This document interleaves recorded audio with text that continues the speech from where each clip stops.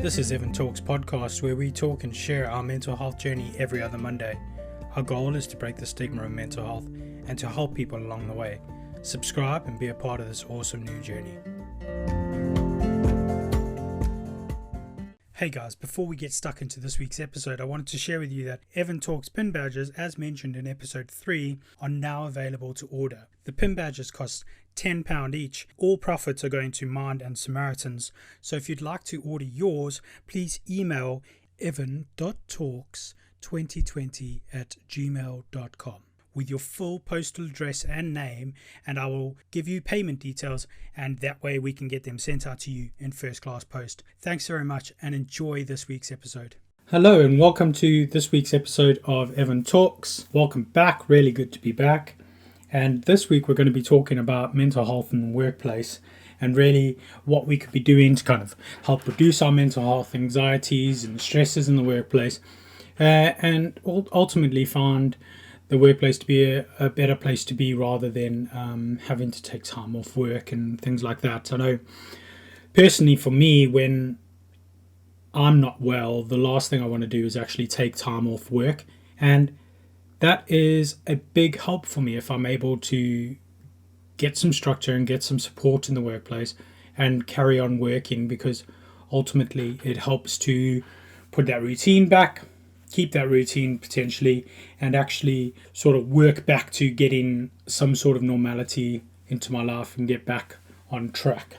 What we're going to do is we're going to actually look at, is working good for your mental health? That's the first thing. Let's start at the beginning, hey? Many people find that working is good for your mental health purely because of the points I've kind of just said. So getting a regular source of income helps reduce anxiety about money worries and things like that. Provides a sense of identity. So I don't know, I guess a lot of us, when we meet new people, the first thing we ask them is, so what do you do for a living? Not necessarily what are your favorite hobbies, but actually we ask them what they do for a living, because that will kind of give you an idea as to what they might be passionate about. I guess not everyone is passionate about everything not everyone is passionate about the work that they do, but essentially gives you an idea of where their head is at. But also gives you a source of contact with others and possible friendships. I know that a lot of the friendships I've built in my adult life are through work, and that's really because you spend so much time with these people, don't you? And that's quite a scary thought. We spend so much time at work, and for work to be a source of stress and anxiety for you, that's kind of not acceptable, is it? And then provides a steady routine and a structure. So that's one thing I really need in my life. If I'm thinking about when I was on furlough, that was a key thing that I needed to keep going. So I needed to get up every morning, have a shower, get dressed, and get something going and do something in that day. Even if I ended up being in bed by 3 o'clock in the afternoon, I'd gotten up, I'd done stuff in the morning, I'd been some sort of productive, and I'd kept some sort of routine. And then gives us opportunities to contribute. So feeling involved in something is a real source of motivation, pride, self-esteem. So that in itself is good for your mental health.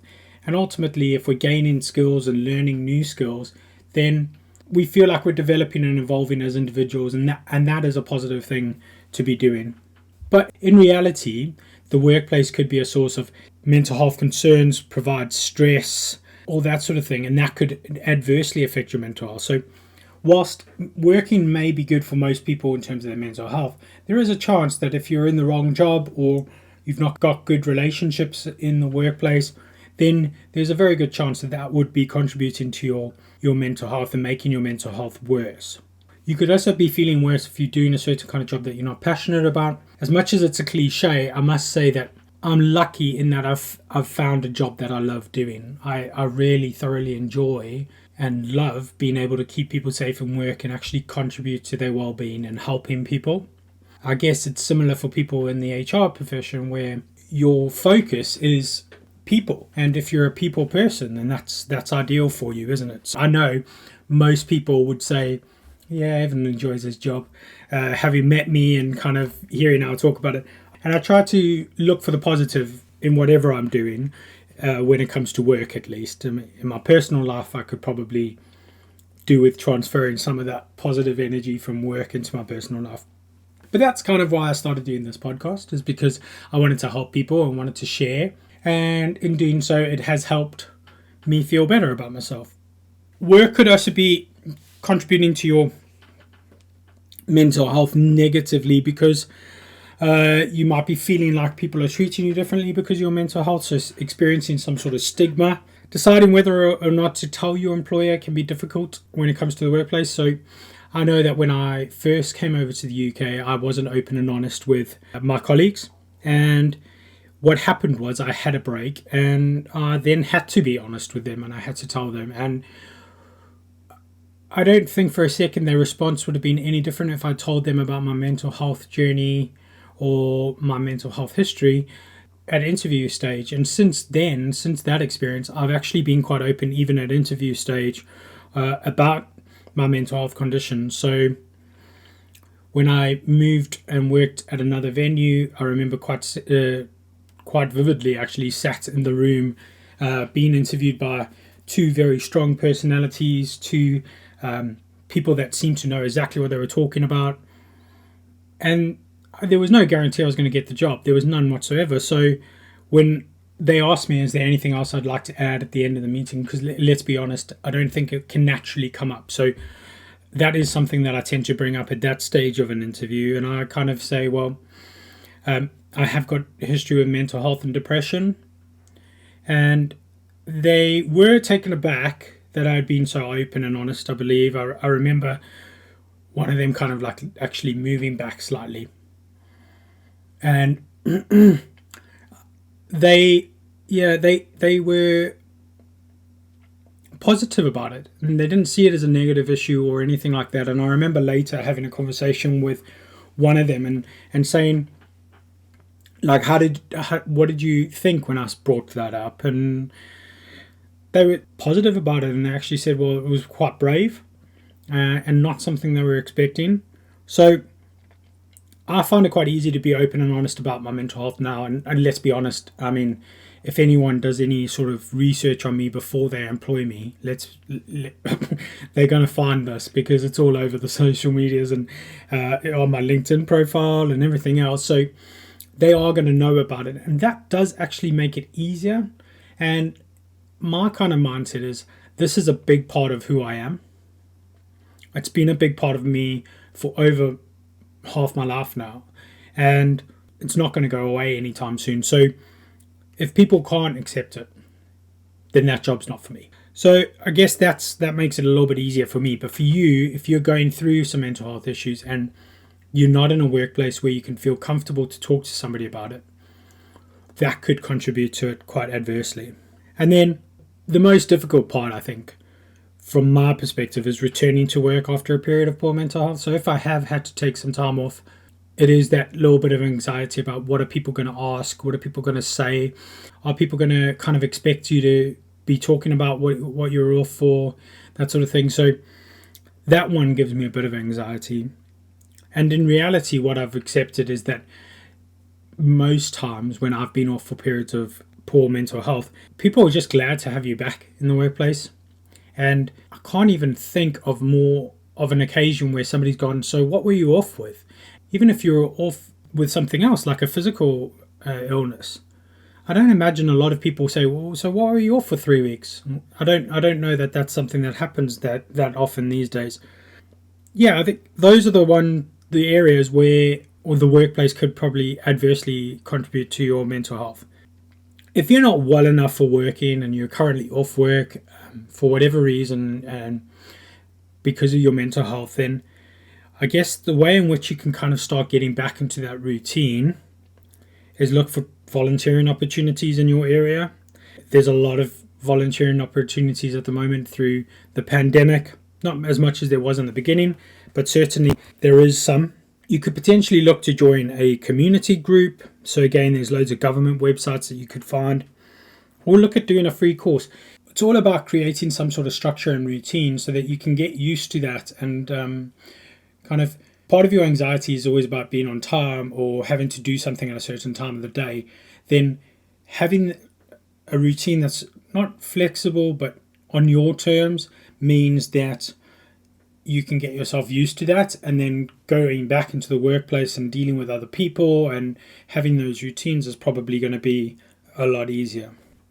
Work and stress is probably the biggest contributor. I've been talking about stress a lot lately. I mean, there was Stress Awareness Week in April, and this week actually, I mean, at the time of recording, this week is actually Mental Health Awareness Week, which is great. So talking about mental health in the workplace, there's no better time to do it. But stress is quite a big contributor to mental health issues within the workplace. Stress and anxiety, I believe, are the two highest. When we're thinking about or trying to understand what is causing our stress in the workplace, it's good to have some ways in which to manage your stress. So the first things first, in order to manage your stress, you need to understand more about what is contributing to your stress.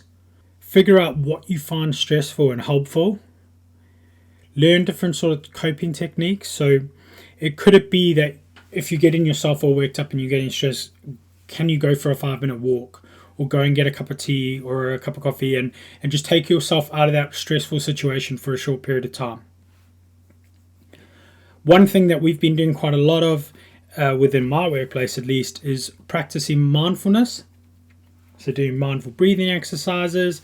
We've done a bit of mindful eating. Looking at how you can incorporate mindfulness into your working day. So for example, with me, when I'm going to a new venue or a new unit and I'm meeting new people or anything like that, I try to make sure that I give myself 5 or 10 minutes before I have to get there, where I can just pull over or go into a car park somewhere, park up, and just do a 5-minute breathing exercise in my car and reset.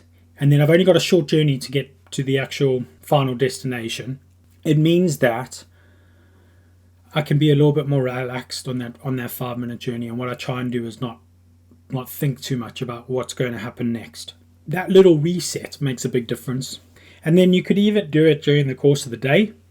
Look for opportunities to, again, step away from the working environment and try some mindfulness. There's been times where I've not been able to be so open and honest about my mental health. So when you're managing a team and they don't really understand it or things like that, you might need to find a way to kind of exclude yourself from the workplace in a less obvious way. So even just going into the bathrooms and sitting down and doing a mindful breathing exercise, or just sitting and just thinking about what's going on quietly and just resetting yourself can make a massive difference.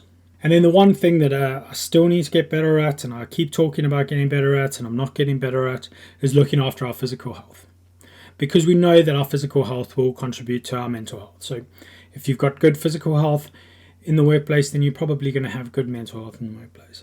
Big contributor to the stress in our lives could be the amount of work that we've got. So it's about dealing with potential workload issues.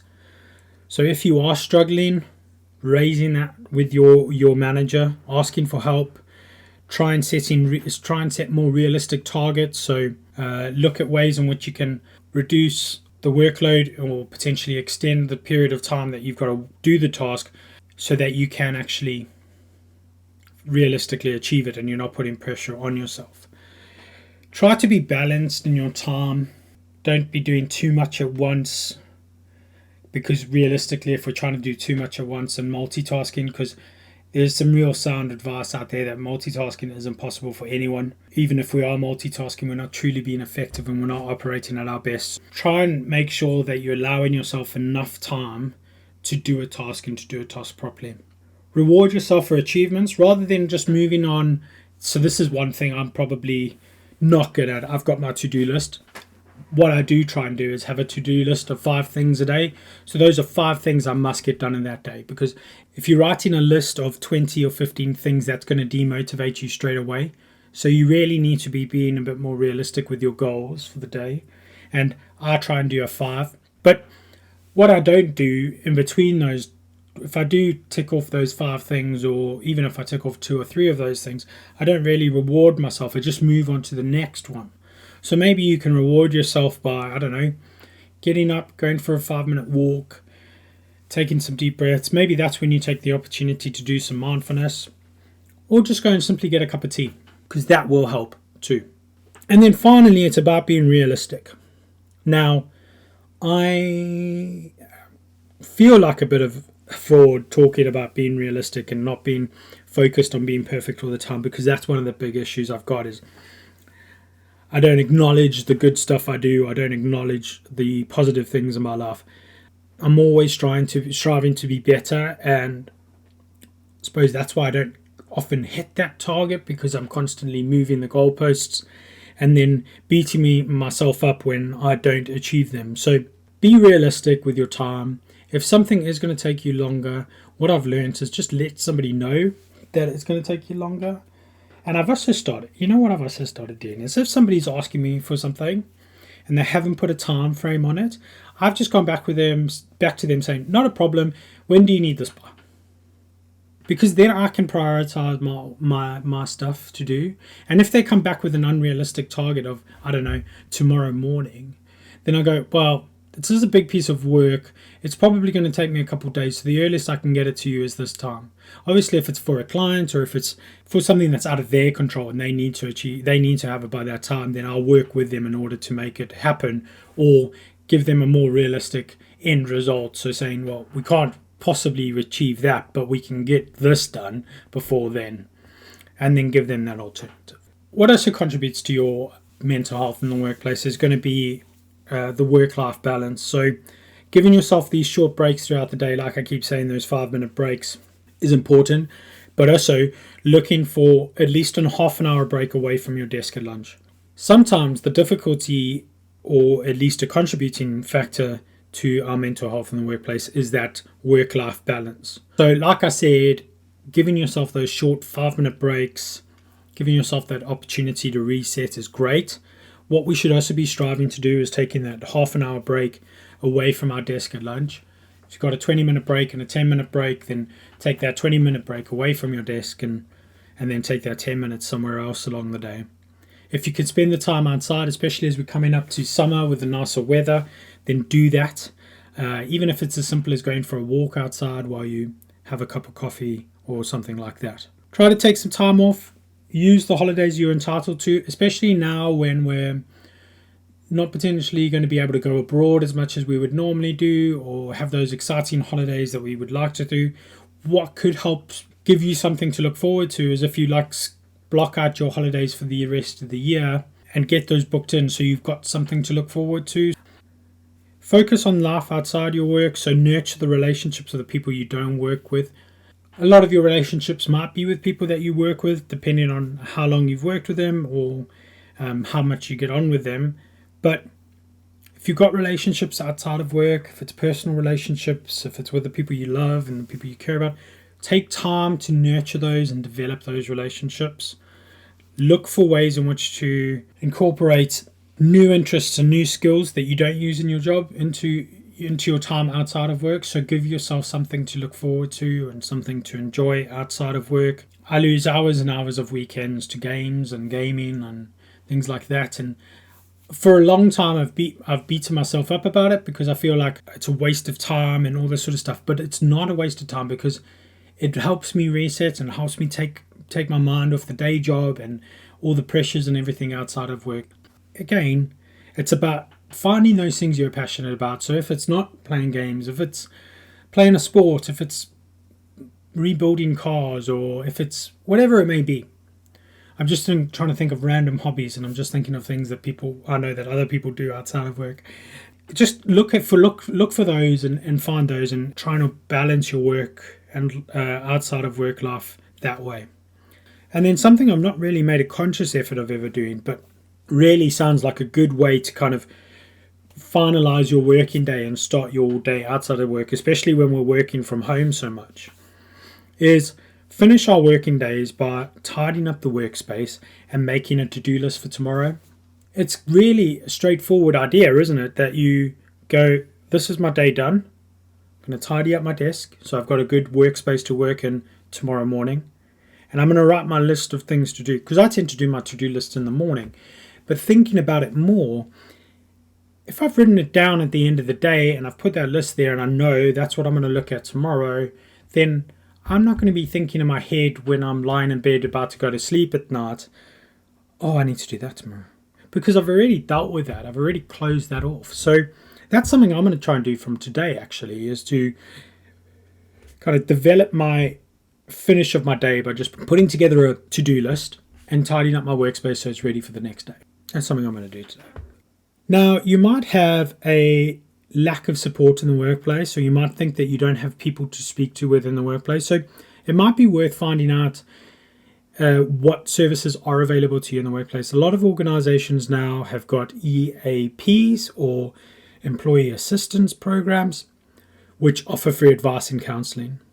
Others might have some internal support programs such as mentoring, buddies, mental health first aiders, things like that. So you could potentially tap into those resources.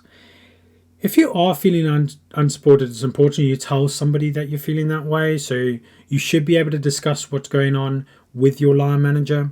When I was doing my research for today, I was also thinking about it, and I've actually been, I don't know if I'm ignorant or if I have genuinely been lucky, but thinking over the last maybe 5 jobs that I've had, I've always had good line managers. So you should feel comfortable being able to talk to your line manager. But if you don't feel like you can talk to them, potentially write them an email. Sometimes it's easier to write something down than to say it, or go to like your HR or your people support network or whatever it may be, and actually just reach out to them and kind of say what's going on and how you're feeling. Try and develop good relationships with your colleagues. Let's be honest, you spend a lot of time working with people. And if you can develop a good support network within that group, then that will make your life a lot easier.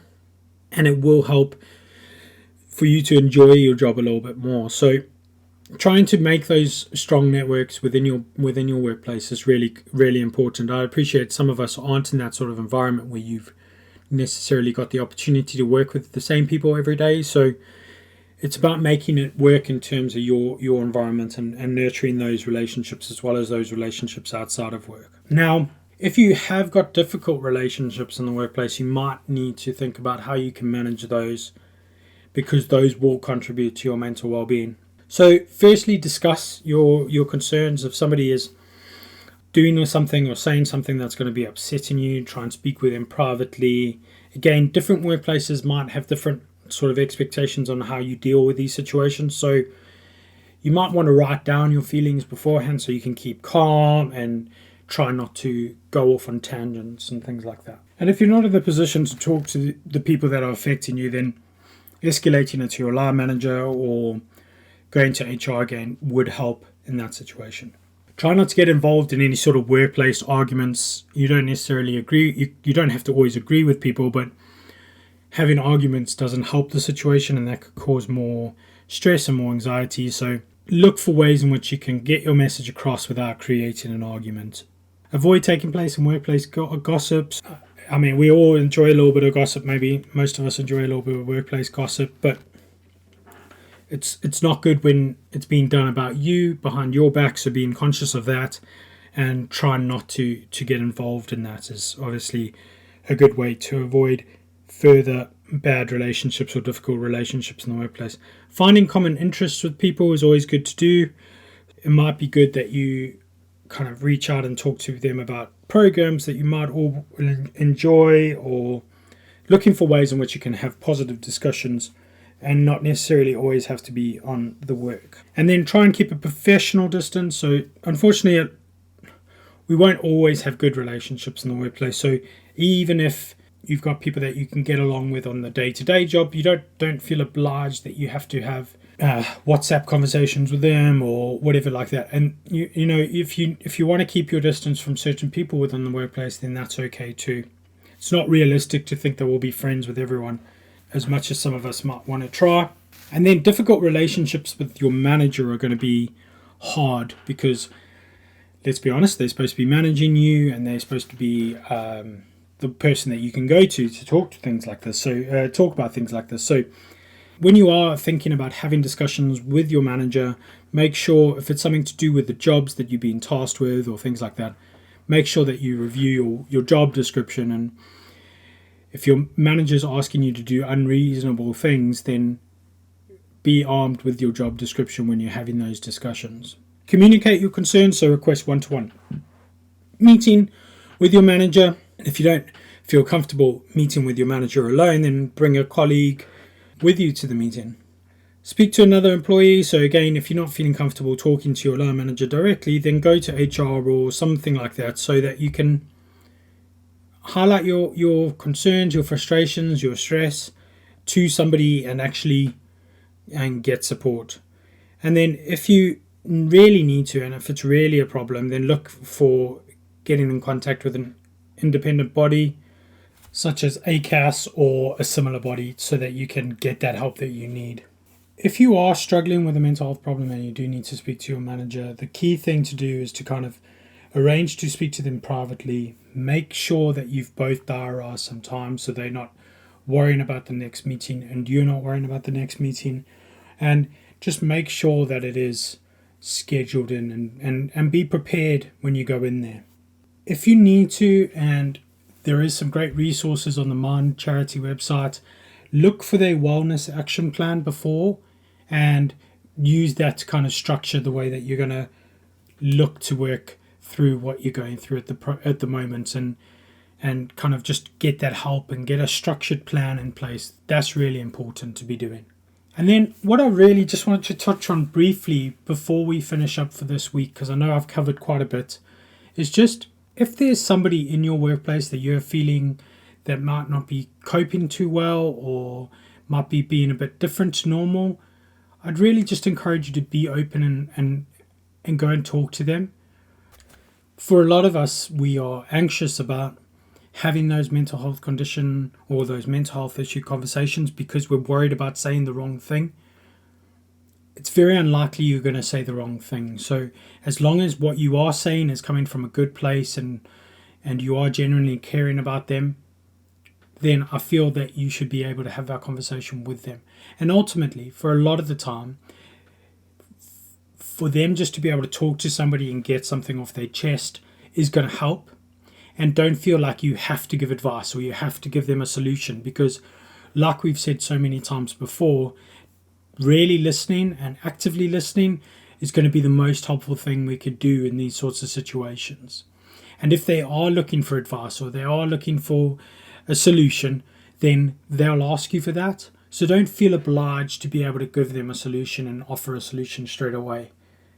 Realistically, as long as you're making the time and you're having a genuine conversation and it's coming from a good place, then there's no harm in asking somebody how they're doing and if there's anything you can do to help. With that in mind, it is Mental Health Awareness Week. So this year's theme is all around nature. So if you get the opportunity, go for a good walk out to nature. Take some time for yourself to actually think about your own mental health. And maybe it's something you don't really think about often, but take some time, reflect on how you're doing and if there's anything you can do differently. And then reach out to your friends and your colleagues and actually ask them how they're doing, and maybe ask them twice so that they know you're being sincere and you're not just asking them, hey, how you doing? They know that you're asking seriously how they are doing. And that's it from this week. I hope this has been helpful. I feel like I'm talking quite a lot about mental health in the workplace at the moment, which is wonderful. And if your workplace isn't, be that driver, be that starting person to actually start talking about mental health in the workplace and actually encourage the change in culture there. And on the next episode of Evan Talks, I'm going to be speaking to Andrew Boyd, a colleague, and we're going to carry on this conversation about mental health in the workplace. And he's going to be giving some practical advice from his own experience around how you can start these conversations with the people you work with and the people that are working for you. So in the meantime, look after yourselves, look after each other, and I'll speak to you soon. Thank you for listening to Evan Talks. And if you'd like to know any other information about Evan Talks or you would like to get involved, please check out evan-talks.com for more information.